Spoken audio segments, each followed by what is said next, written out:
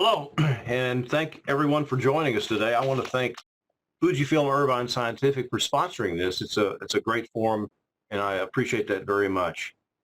I think we'd all agree that with the effective culture media formulations that we have at our fingertips today and are all commercially available to us, it really has been a boon to IVF, and it really has simplified our job in the laboratory. But I think also along with that simplification where we no longer have to formulate it and brew it and test it, there's also, though, I think, comes some complacency because there's a tendency when you purchase something that's already been tested and comes with a certificate of knowledge.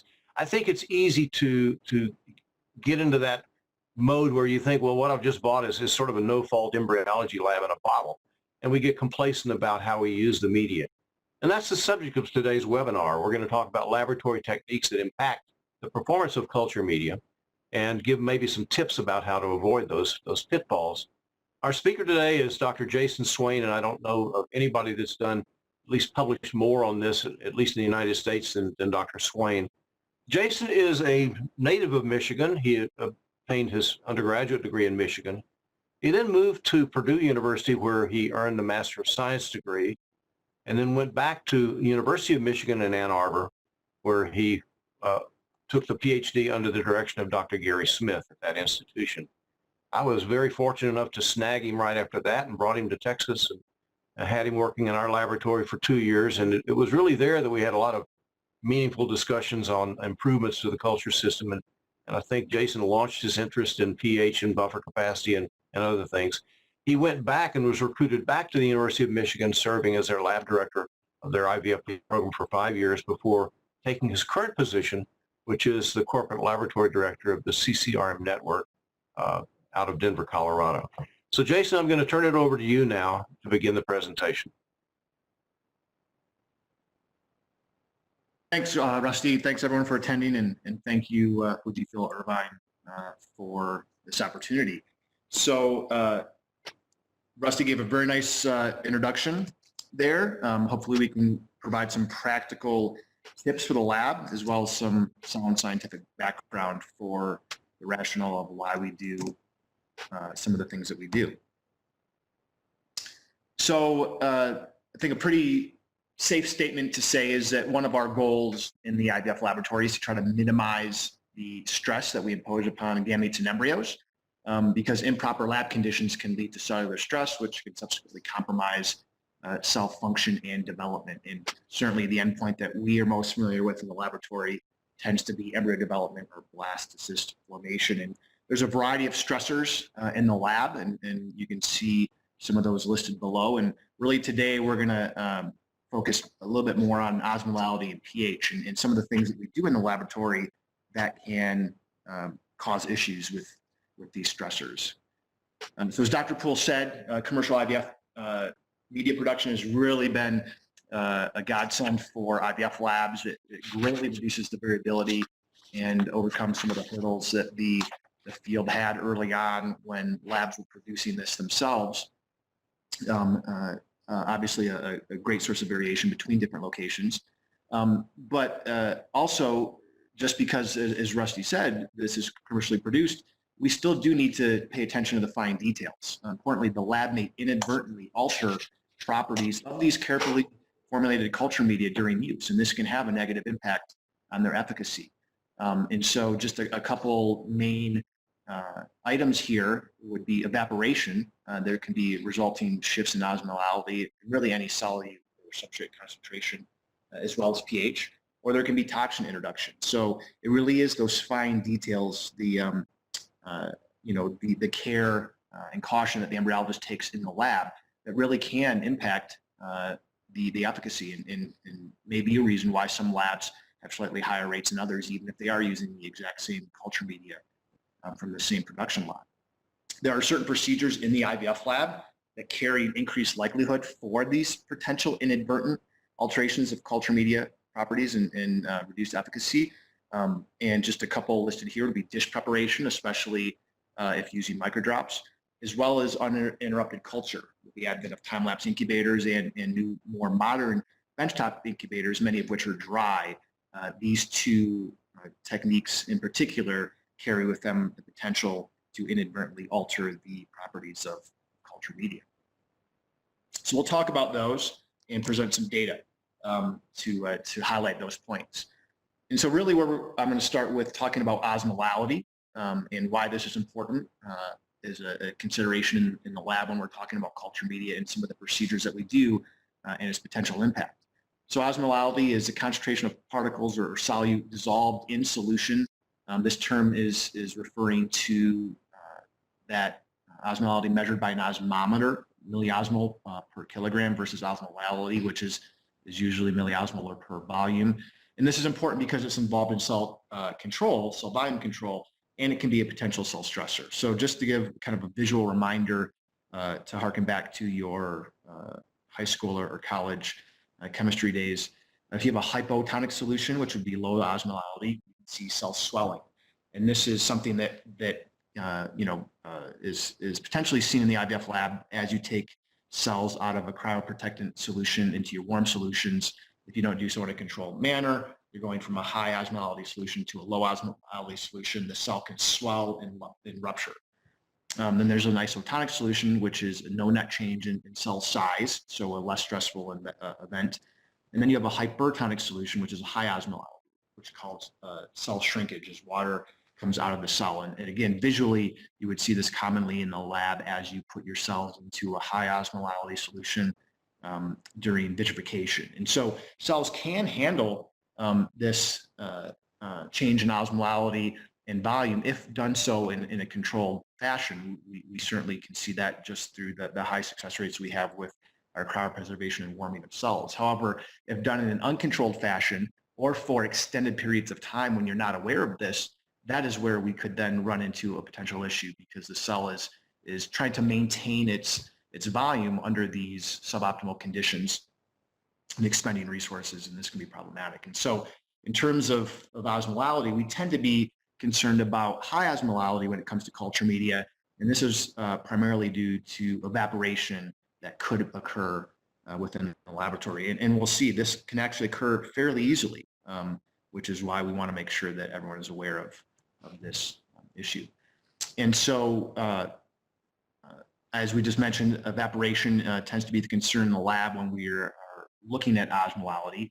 Various conditions can promote evaporation, things like humidity or lack thereof, the type of mineral oil you use, the amount of oil you use, the time that you're working with your media and your cells, temperature, volume and surface area of your culture media drops, and various other factors. So really, as you just think about what causes evaporation of water or fluid in your everyday life, these same principles are operating in the IVF lab and may actually be exacerbated because we are dealing with such small volumes of media in the environment and in a sterile environment where we have increased airflow from high quality HVAC systems and sterile airflow hoods. And this is important because high osmolality can impair embryo development.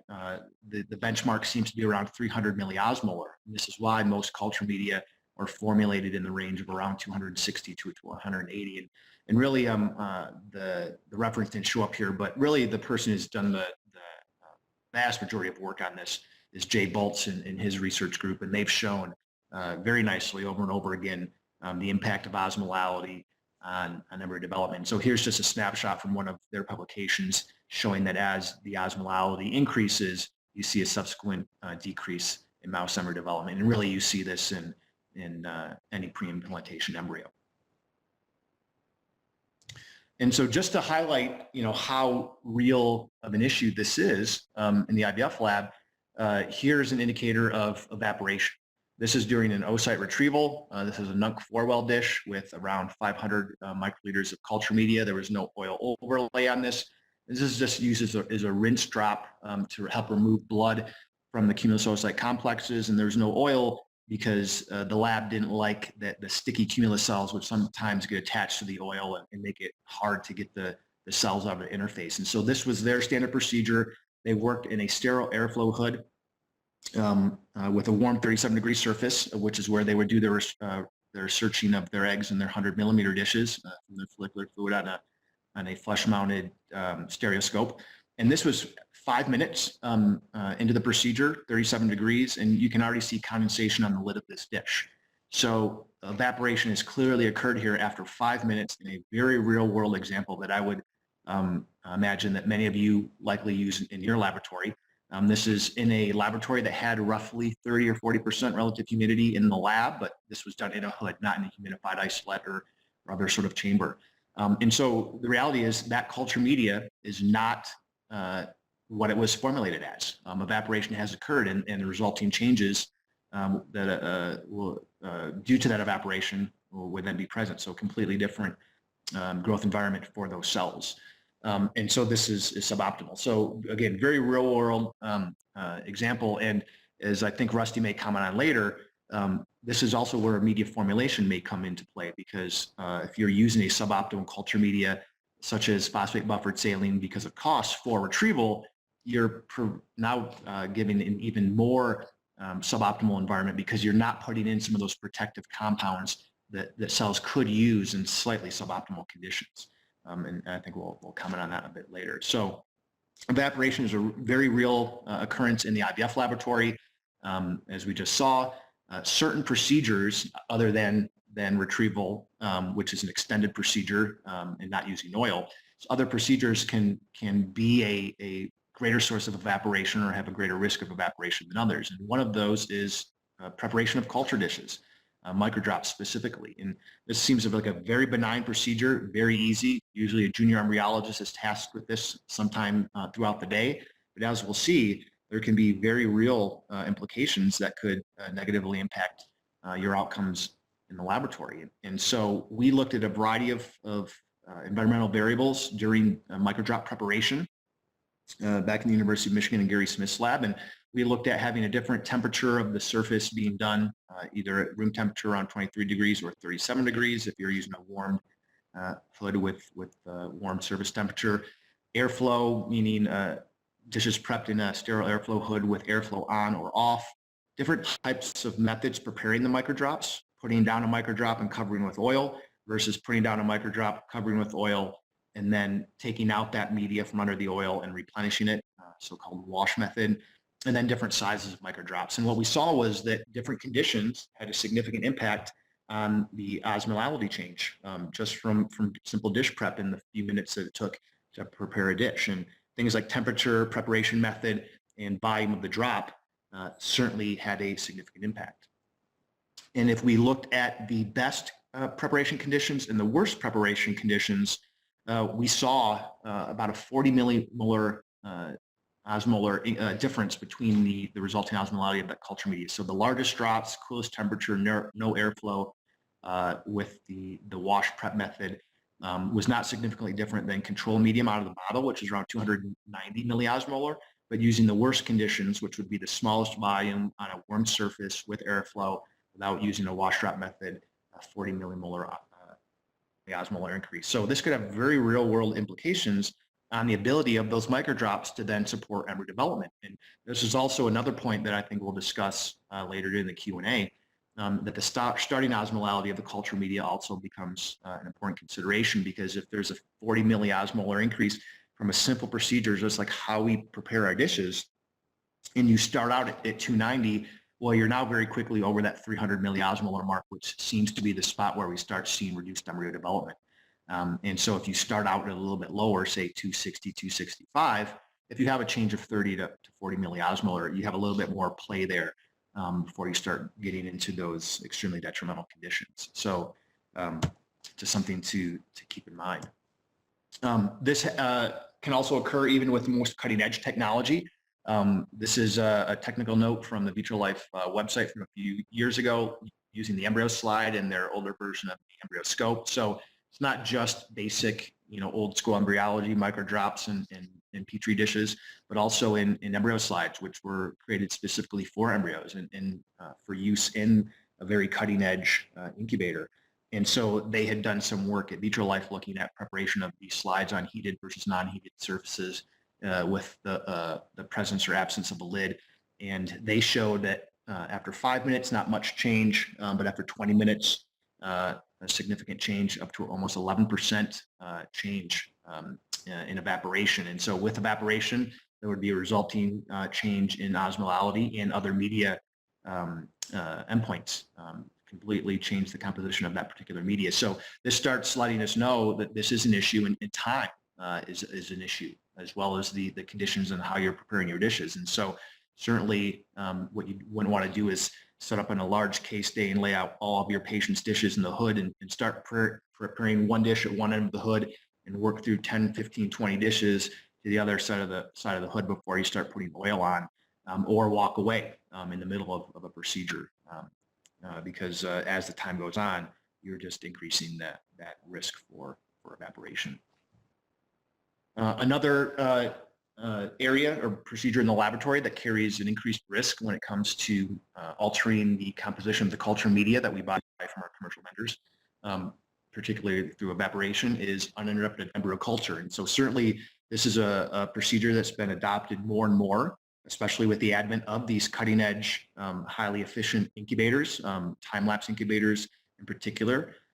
Many of these are dry, which as you can imagine, can have a significant impact on evaporation. And really the whole premise of using uninterrupted culture is to try to reduce environmental stress, primarily through reduced handling of embryos. This commonly entails use of a single step culture media. Most labs try to use no medium change just to, again, make it an uninterrupted paradigm. But really, as we think about it, is this really less stressful for embryos? And I think it's the devil's in the details, as the saying goes, that yes, it makes complete sense that this should be less stressful, but if you don't look at all the fine details and all the variables, you could actually create a more stressful environment. And I think we see that mirrored in the literature. So there are various publications that say uninterrupted culture is beneficial based on whatever endpoint they're looking at. But like many things in our field, there are as many, if not more, publications that say, well, no, it's not beneficial to do uninterrupted culture. And I would argue that it's probably those details that help explain, at least in part, why we see some of this contradiction. And one of those reasons could be through evaporation and resulting change of the culture media. And certainly, as we just mentioned, some of the benefits, but some of the risks of uninterrupted culture would be immediate evaporation, resulting changes in osmolality, pH, as well as just overall solute concentrations. And this would be more so a risk or a concern in dry incubators, depending on your culture conditions, and we'll talk about that. But there'll also be things like potential increased toxicity from VOC accumulation in the oil or the media. We'll talk briefly about that, as well as degradation of products, and not really even just degradation of culture media, which could be a potential risk, but also degradation of the mineral oil. So again, the media itself could be completely fine. Manufacturers work very hard on formulating this. They do a lot of QC. They bottle this and ship it to us, but it could be some of the other things in the culture system that, again, the lab does, usually inadvertently, that can impact the efficacy of that culture media. So this is some data that we published in an abstract at ASRM in 2016, and I think several groups now have shown something similar. And this is that evaporation occurs more so in a dry incubator than a humidified incubator, but even under mineral oil. So this has been shown to a lesser extent in various abstracts and publications after 2 days of culture, 3 days of culture. A lot of publications out of Japan when different companies started producing dry incubators. But what we showed here nicely was that over 168 hours, which accounts for the equilibration time of the dish, and if a lab is going to culture to 6 or sometimes even 7 days, depending on the lab procedure, that the longer the dishes are in the incubator, the greater the risk for evaporation to occur. And certainly this is greater in a dry incubator than a humidified incubator. And so we compared and measured every day over 168 hours the resulting osmolality change in the culture media using a vapor pressure osmometer. The conditions here were 25 microliter microdrops under 3 milliliters of a paraffin oil in a 35 millimeter dish, pretty standard conditions. And as you can see, after 72 hours, there was a significant difference between the dishes and the dry versus the humidified incubator. And after 168 hours, we were right at that 300 milliosmolar mark where we start seeing potential impairment of embryo development. And so again, this highlights that this is a very real occurrence in the laboratory under very real world conditions, starting osmolality is a consideration. And although we may still have good embryo development because of media formulation or just hardiness of an embryo to be able to develop, that culture media certainly is not what it started out as. 290, 300 milliosmolar at the end of the culture period is not the 265 that it started at. So those embryos are seeing different culture conditions in that culture media at the end of their culture at the beginning, and that may not be a good thing. Again, this phenomenon happens even in the most cutting edge technology. This was work done by the Morbeck's group, presented at ESHRA a few years ago, looking at various time-lapse culture dishes. So dishes formulated really for use in dry time-lapse incubators, specifically made for embryos. They had their control test, the culture coin time-lapse dish, the Primo Vision dish, as well as an embryo slide. And again, what they showed was that there was a change, an increase in osmolality due to evaporation in every one of these dishes, a little bit more in some than others, which would be explained by, say how much media versus oil were used in those particular configurations of that particular dish. But a common theme was over time, that osmolality continued to increase due to increased evaporation. So evaporation does occur under oil, and it's a variable that we should be concerned about in the laboratory, especially if you are using a dry incubator and an uninterrupted culture paradigm. So I want to be clear that it's not to say that use of a single-step media, that use of dry incubators, or that use of uninterrupted culture cannot provide extremely high outcomes. They absolutely can. It's just that you need to be aware of all these variables and that evaporation can be an issue, and to make sure that you validate your system to know whether this is an issue in your laboratory or not. And if it is, you can then take measures to make it a non-issue. So it could be as simple as adding more oil, changing the amount of media you use. It doesn't necessarily mean having to rush out buy new incubators or change your culture media. So pretty common sense here. As I just mentioned, this is some work from Klaus Weimer. He was nice enough to provide me this slide. Variables to look at if evaporation is a concern in the laboratory is oil. Oil is a good thing in the lab in terms of helping protect the stability of our culture environment. And if evaporation is a concern, adding more mineral oil can help address that. And so this graph shows that nicely, that from moving from 5 to 6 to 7 milliliters of mineral oil, that there was a decrease in the change in osmolality, likely through reducing the amount of evaporation. So something to be aware of in the laboratory.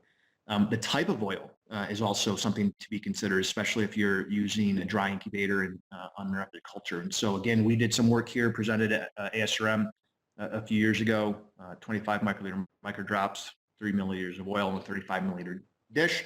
And we looked at various oils. And so we went to Sigma to buy the heaviest oil we could find and the lightest oil we could find. And unfortunately, a lot of the commercial vendors don't list the actual specs of the oil. They just give them terms like paraffin or heavy or light, but it's not really quantified. So we went to Sigma, got the heaviest oil and the lightest oil, and you can see it only varied by 0.04 grams per milliliter. So pretty minor, but there was a significant difference in the amount of evaporation that occurred under that oil. The heavy oil, in this case 0.88 grams per milliliter, had less evaporation than the microdrops cultured under the light oil.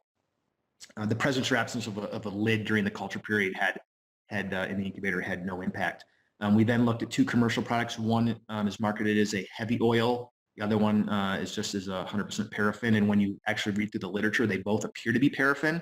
So I think this is a separate topic, probably not suited for this particular lecture, but the nomenclature and the naming of the products can be hard to decipher when it comes to mineral oil, and something to be aware of, and another reason to test. And it might be nice for manufacturers to put things like density on their bottles so that labs can make more informed choices. But there was no difference between this marketed heavy oil versus a paraffin oil.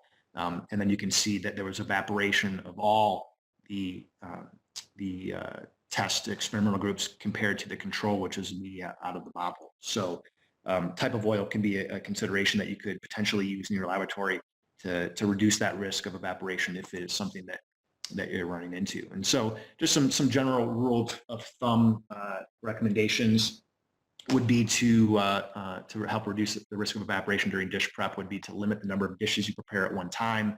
Ensure oil overlay, if used, is done in a timely fashion. So, usually 2 or 3 dishes prepped at a time to avoid this.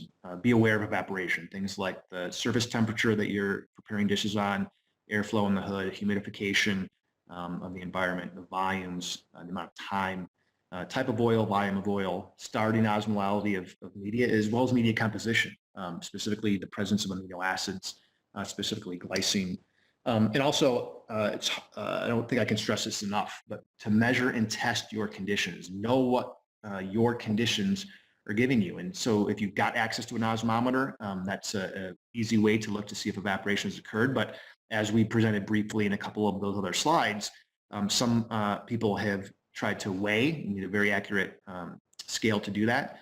But you could potentially weigh to see if evaporation occurred, or even look at volume to go through. And again, it had to be very accurate. But people have done that and published on it, although an osmometer is arguably the easier route to go. So we talked about evaporation and osmolality, and we've made brief reference to this, but as evaporation occurs, multiple characteristics of the culture media change, not just the osmolality. And so here we can see an example of the pH changing as evaporation occurs. And so this was part of a real-time pH measuring experiment that we had done looking at a new commercial product several years ago, and we had put these probes and media into a semi-humidified isolate, and our isolates get around 40 to 45% humidity.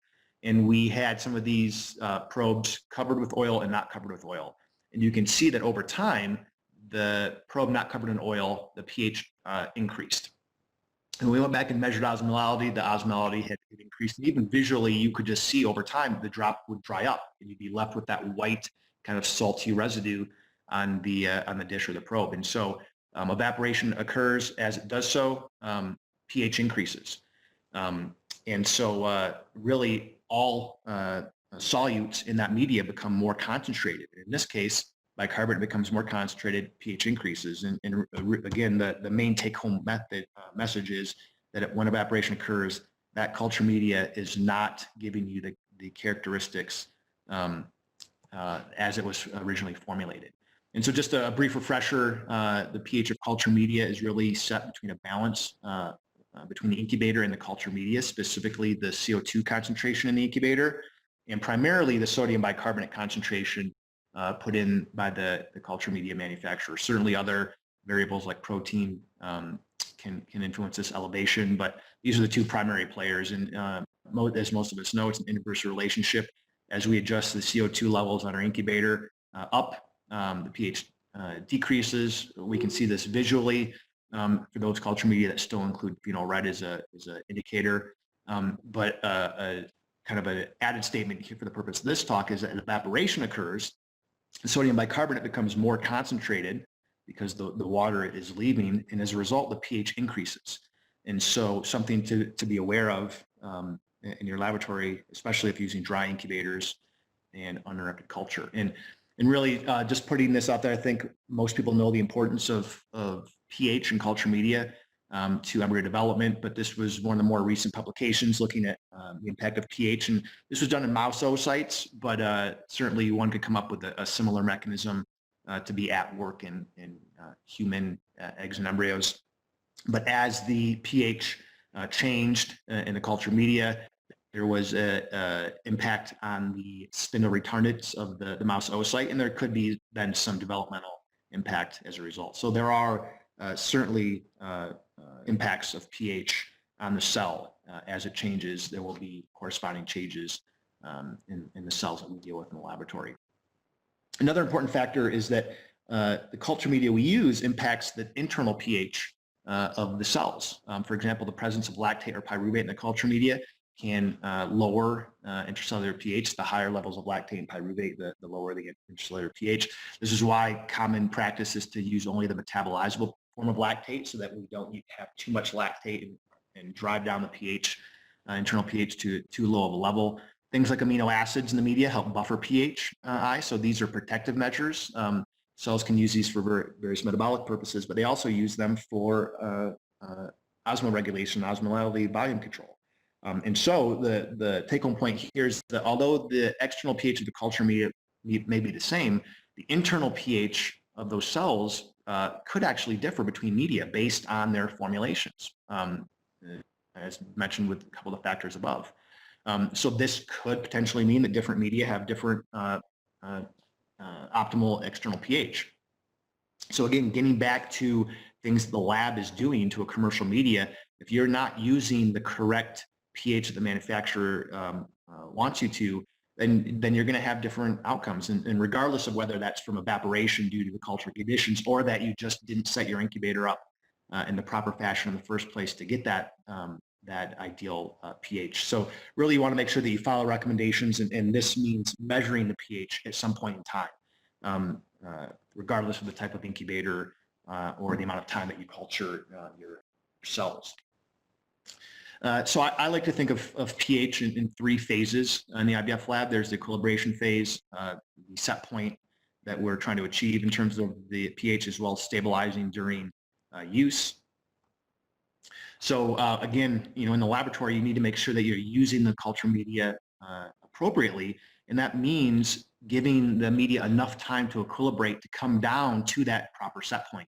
And this takes time. This is a slide from Susan Olds with SafeSense, and she's got some great slides if you guys haven't seen her talk in the past.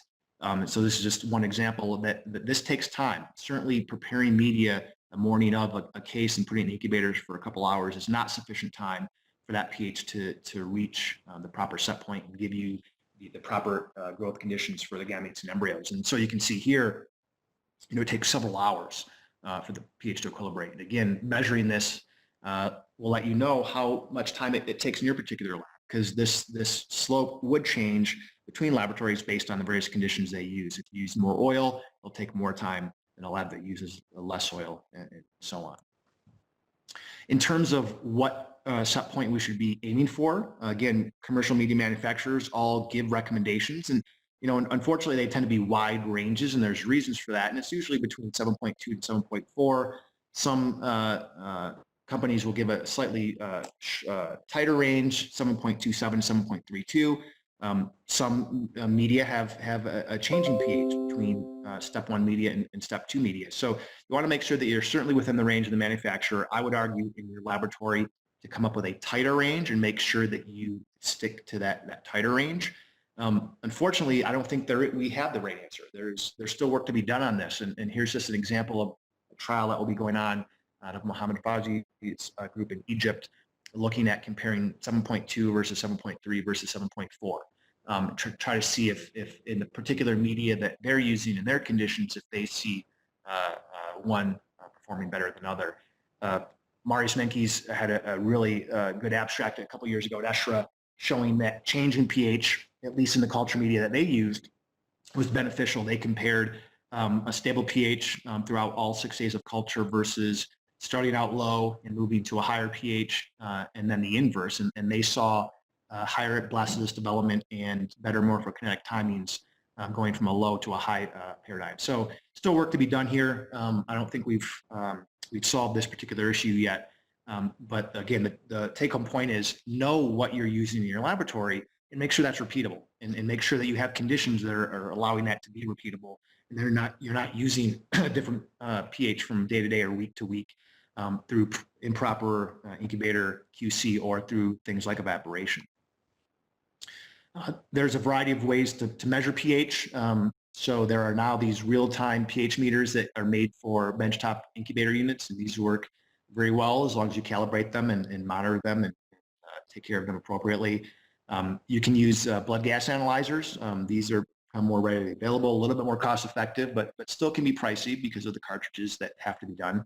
Unfortunately, there's still the tried and true benchtop pH meter, and these can be a bit more difficult to use if using small volumes and benchtop units, but there are some things you can do to still be able to use this approach. And really the take-home point here is that you want to validate your culture conditions, your working conditions in your laboratory to make sure that you're getting what you think you're getting what the manufacturer recommends. And if not, you can then adjust your culture conditions accordingly to avoid whatever the particular issue may be.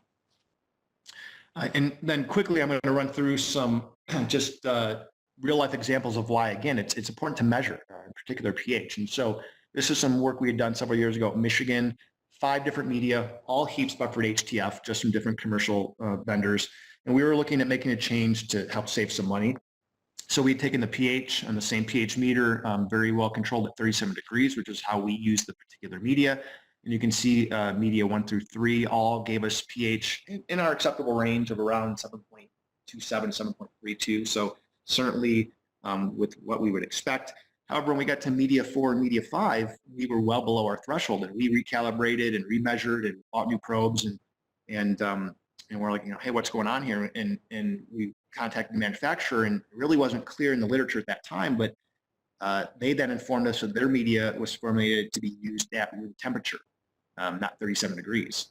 And so as a result, if we wouldn't have measured this and we would just have changed this media because it was heaps buffered HTF and it was at a lower cost, we would have been exposing ourselves to, certainly in our lab, culture conditions outside our acceptable ranges of 7.27 to 7.32 and could have potentially compromised under development. So again, the only way that we knew this was through measurement prior to use.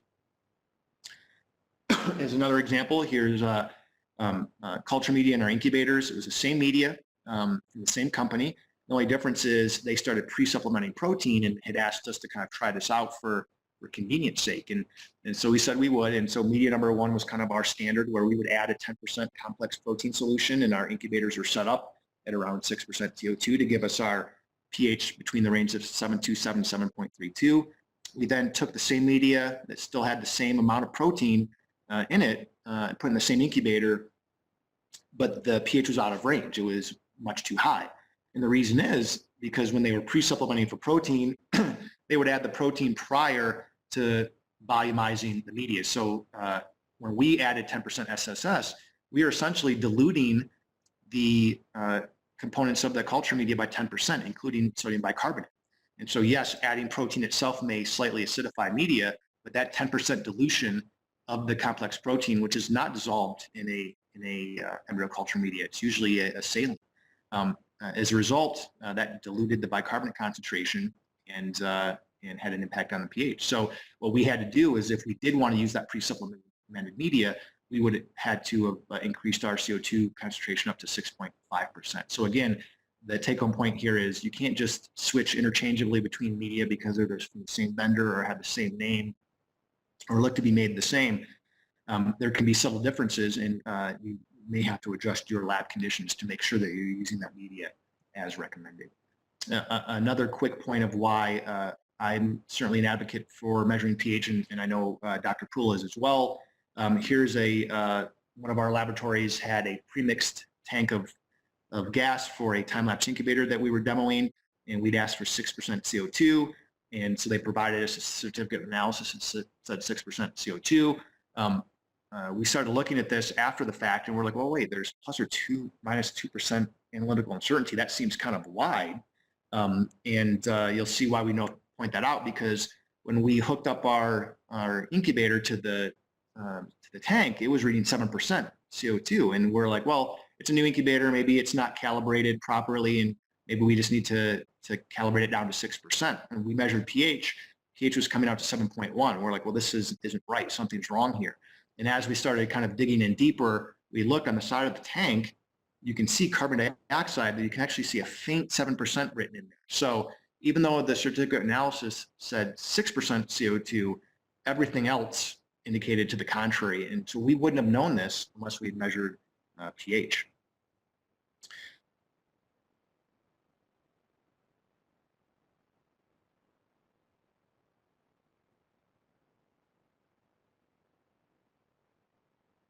Variables in the culture system, one of those being pH.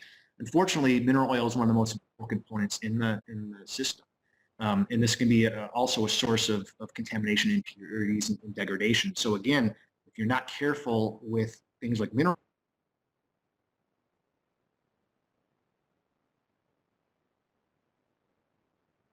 development.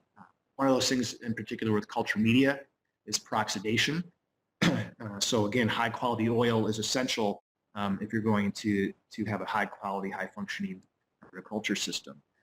Oil can be a source of VOCs and other toxins, shown very nicely in this particular paper from a couple years ago in Nature. So again, it's really not the culture media itself that would be the problem in these particular cases.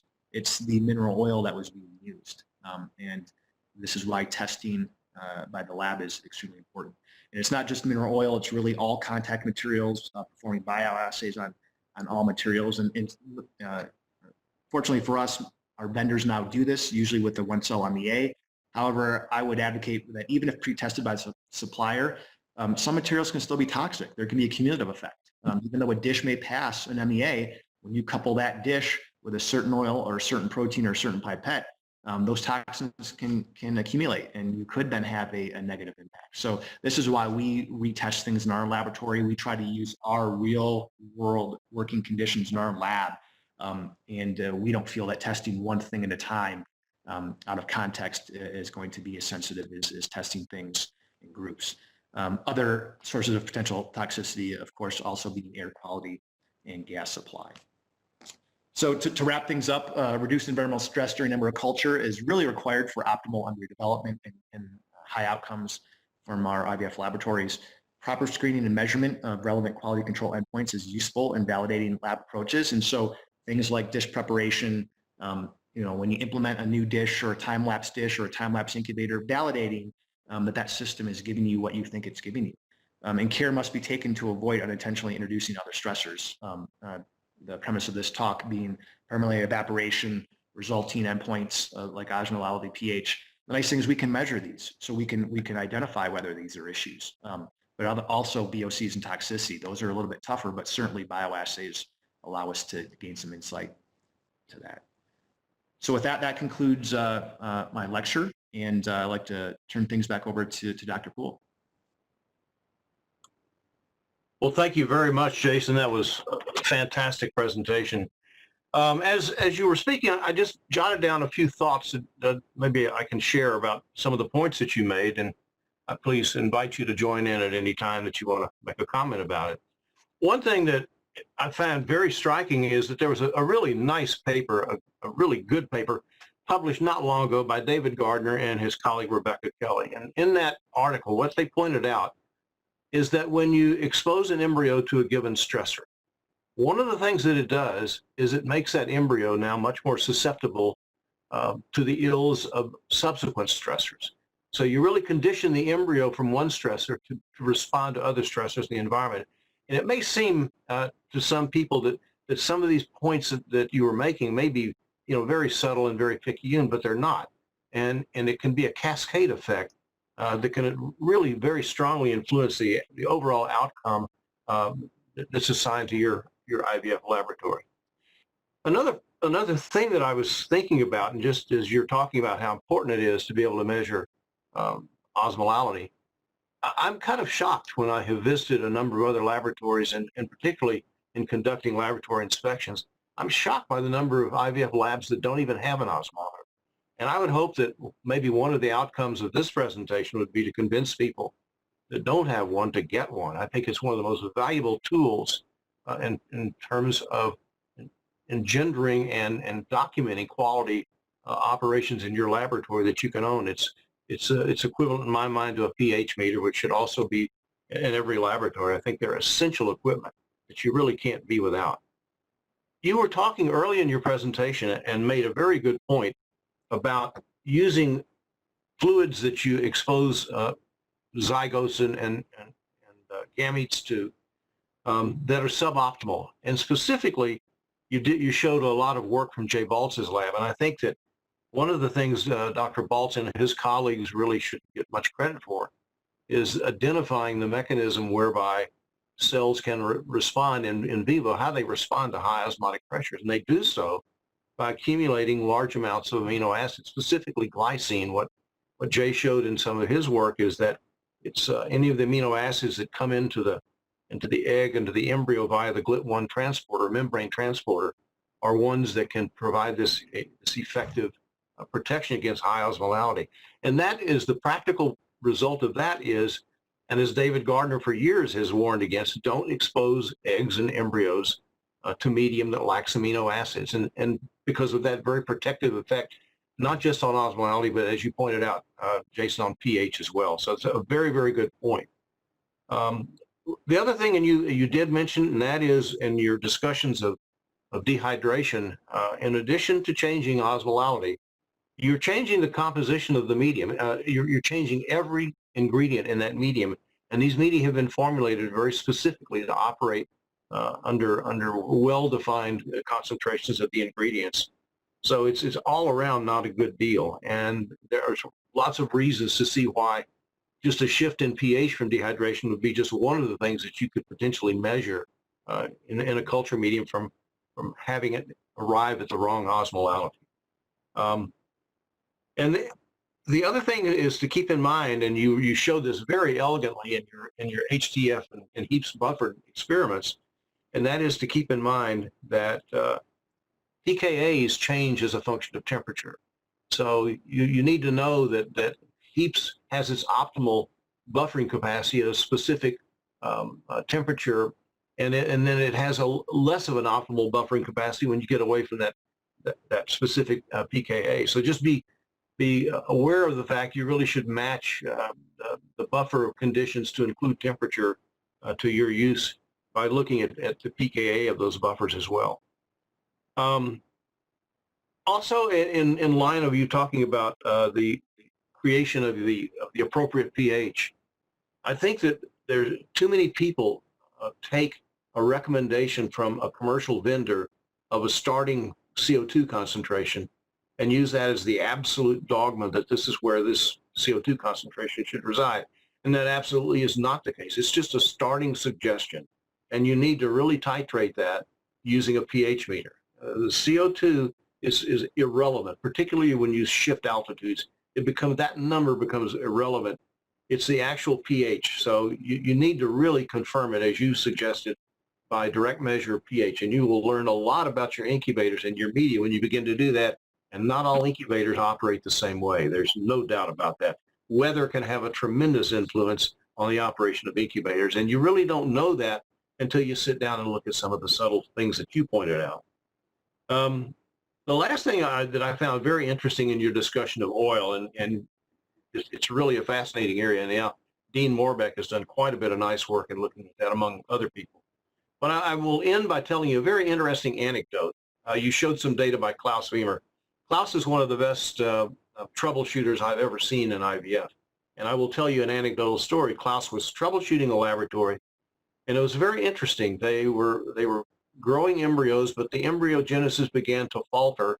And what he discovered is it was faltering in the dishes that had been set up with oil that had been kept in the incubator, but not just for one day. It began to show up when the oil had been in the incubator for several days. And interestingly enough, the laboratory elected, quite innocently, to use a tea flask as the vessel to hold the oil in the incubator. Seemingly that'd be perfect. I mean, it's culture plasticware. It's sterile. Why not? Well, Klaus was clever enough to realize that it was taking time for this problem to show up. And what he did was took one of their tea flasks and he sawed it in half, and he realized that the top of a tea flask is actually glued on. And what was happening is glue is being extracted into the oil. So you have to be exceedingly careful in the way that you use all of the materials that are going to come into contact with sperm, eggs, and embryos in our laboratory. And so with that, Jason, I'll turn it over for any final comments that you may have or any particular questions that we have. No, I couldn't have summarized some of those points better myself. I don't know if we've got access to any questions that have been submitted online that we should try to answer. Dr. Swain, for your presentations, and question being is, do you see a different by ISTAT and traditional pH meter? So I broke up there a little bit. I think the question was, have I seen a difference between particularly the ISTAT and a different pH meter, just differences between pH measuring devices?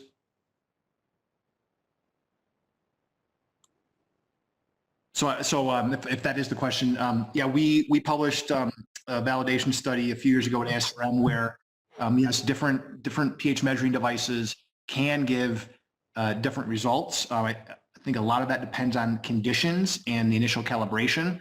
So our iStat seems to really mesh up extremely well with our benchtop setup. We had some real-time pH measuring devices that were sometimes giving us some disagreements. I think that's really just how it was initially set up and drift over time. Different probes may have different potential interferences. So there used to be, when I was in Rusty's lab, a new probe had come out, the ISFET probe technology, as I recall. And so things like heaps or mops could actually interfere with that particular probe. So I think with any new device or technology, it's important to validate. So use whatever your benchmark is. And then if you are going to try a new benchtop pH meter or something like that, make sure that you validate it. For example, with a thing like a blood gas analyzer, like an iStat, those are made to be used on 37-degree fluids. And so if you take your culture media out of the incubator and it cools down, you could get some discrepancy if you're then using a benchtop pH meter that has a temperature compensation probe. It would not be surprising to see some variation in the pH reading. So you want to make sure that you validate and use the correct conditions based on that particular measuring device. Jason, there's a question that's been posed by Annabella wanting to know if you use double the amount of culture medium when you prepare your drops using the wash method. We used to. I think if there are any other CCRM embryologists on the phone, I think they're all smiling right now or cursing. We did. We still pre-rinse many of our culture vessels. When we did microdrops, we would put on a drop and then take it out and replenish. So we were using at least twice as much. A few years ago, we got a embryo-specific dish. We did extensive testing. We still do extensive testing on every lot. And we moved away from the rinsing model because of this new dish and the amount of oil that we had. And we validated that before we did that. We looked at embryo development. We measured pH and osmolality. And so we have moved away from the wash method of microdrops to help streamline things a bit. But we still do rinse our other devices. And the nice thing is there are companies that make a rinse product versus using actual culture media. Gotcha. We certainly wouldn't do that for microdrops because if you rinse and then have microdrops, the volumes are so small, we would use culture media when we would do our rinse microdrops. But yes, that is a consideration. And it's not to be glossed over the cost of some of this. I mean, quality control is costly, but I think that's the price we pay to try to have as high of outcomes as possible. And Mariana wanted to know, what's the ideal volume of oil to use in the culturing in a dry incubator if you're using a 60 millimeter dish? She says she's using 11 mils right now. Yeah, I would say I don't know if there's an optimal. It's going to likely vary based on the volume of the media you have underneath it and the surface area. If you're making drops that dome up and are very close to the surface of the oil, you're going to have a different outcome than somebody who makes a smaller drop or has splatter drops where there's greater oil over the drop. So I think it's going to be based on drop configuration or geometry and volume. And so, as much as possible is safer. The caveat being when you have to carry those things across the lab, you don't want to be slopping oil all over the floor. So right. I think it's a balance, and it's going to vary slightly from lab to lab based on a couple different factors. You showed your comparison of heavy and versus light oil, but did you actually measure evaporation rates when you're using uninterrupted culture with those two different oils? We did not. So we used osmolality as our proxy. Gotcha. So we didn't measure volume or weight. We used osmolality as our proxy, as an indicator of evaporation. I can tell you that we looked at any number of variables. Pre-washing oil has no impact, and I know that I think Steve Mullins from Cook has shown the same thing. And so We tried washing oil thinking, oh, is oil somehow absorbing this? It doesn't make sense. So our data supported that, somehow oil wasn't absorbing liquid out of culture media. And so really the remaining option is evaporation. And I think, osmolality is kind of the indicator of that. Ron Jesse has asked, do you think using 500 microliters of medium with 500 microliters of oil overlay in a 4-well dish is optimal for 168 hours of uninterrupted culture in a dry incubator? And I have done that exact experiment. We did not see much of a change in osmolality using those exact conditions. Exactly. I would turn that over to you. Those are the conditions that you used. Yeah. I talked about that the other day, and that's why I was careful to indicate in our slides, micro drops, more surface area in a micro drop, right?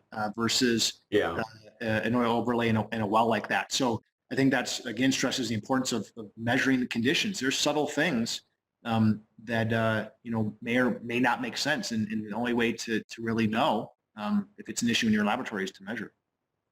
Devin asked if there's any recommendations for VOC measurement. One thing that I would recommend to do is to look at the Cairo consensus on lab environment. They specifically address this. I think it was published in RBMO, where it was an entire discussion dedicated to VOCs, and I think there would be great recommendations there. Jason, do you have any suggestions?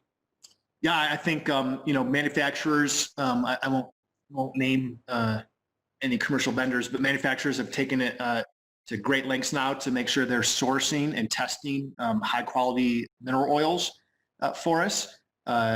Most of them are aware of that Nature paper, and Antonia and others for years have talked about oil and VOCs, and sometimes using it as a protective measure to help remove VOCs from incubators. And so, I think VOCs in oil and inside incubators are related to, but a separate topic than VOCs in lab air, which, your HVAC would take care of. So that Cairo consensus has recommendations. Certainly, online webinars have addressed this, and there are experts in filtration systems out there to help.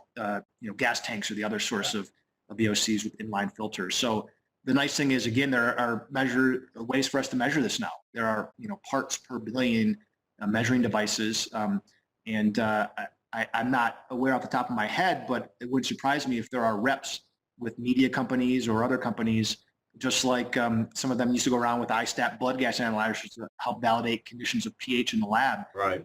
They can use these handheld VOC meters to come in and see if that's a particular issue in the lab.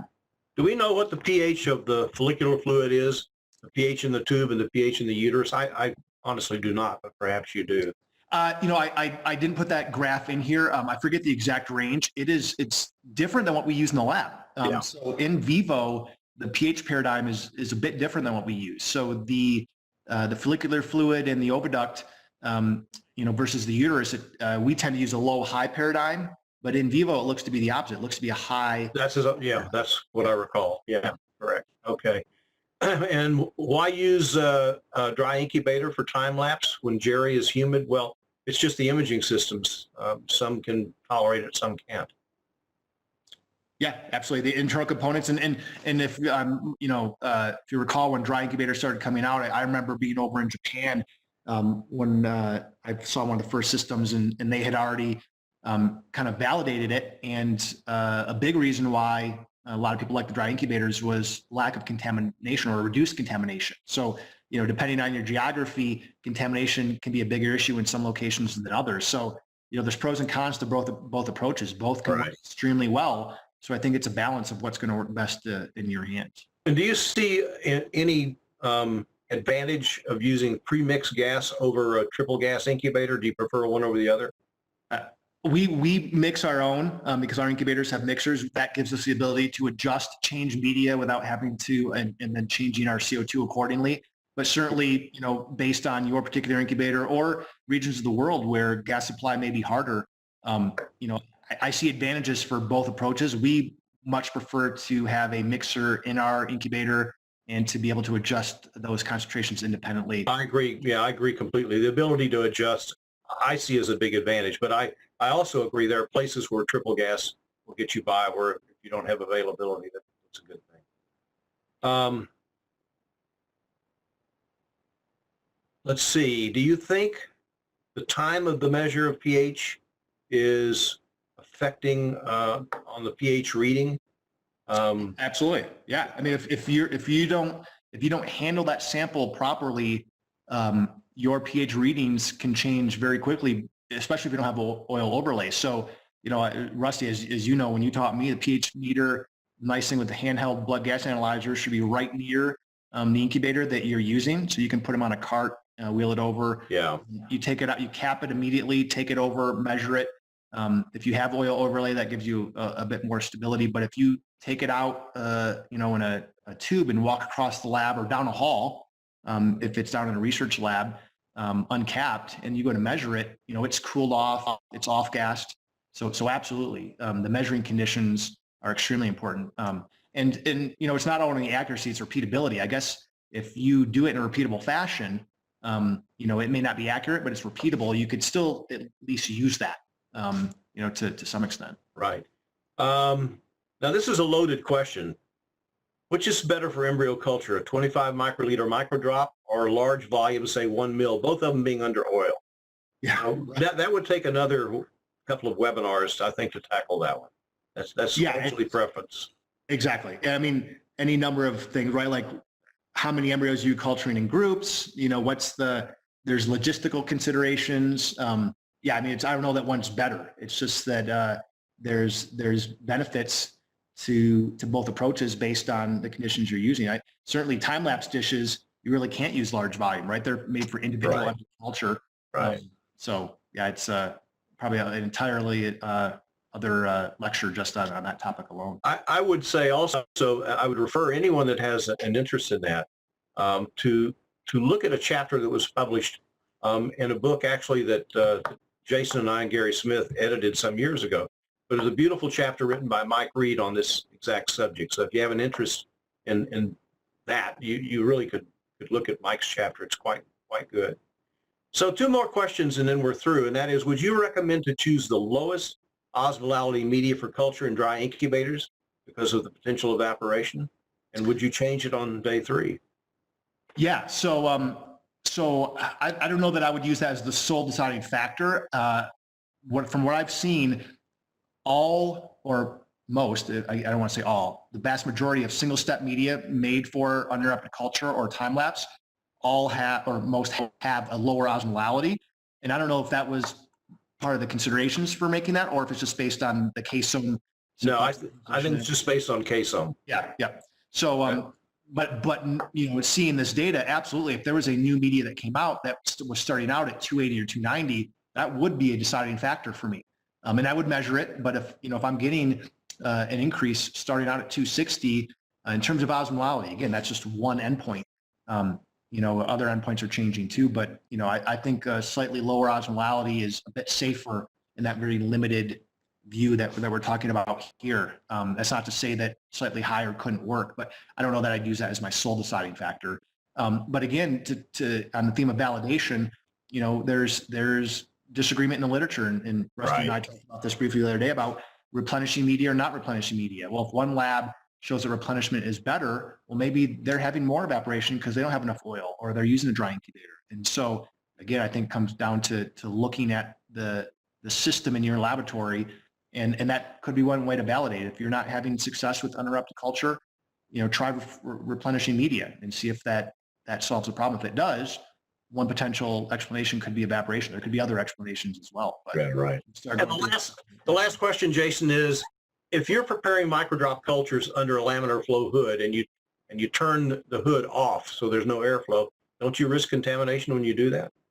Yeah, potentially. So that's why those are just examples. We use sterile airflow hoods. What we do to mitigate that risk is we don't use warm surfaces, and we prepare a limited number of dishes at a time, then we immediately get oil over the top. So yeah, I'm not advocating for turning the flow off. It was just showing that, that's one variable that could have an impact. I would say of those variables, airflow would be the one that I would say is one that we'd want to have. And so you just take the steps necessary to mitigate the risk. So don't use it on a warm surface. Don't prepare too many dishes at one time, and don't use ultra small volumes.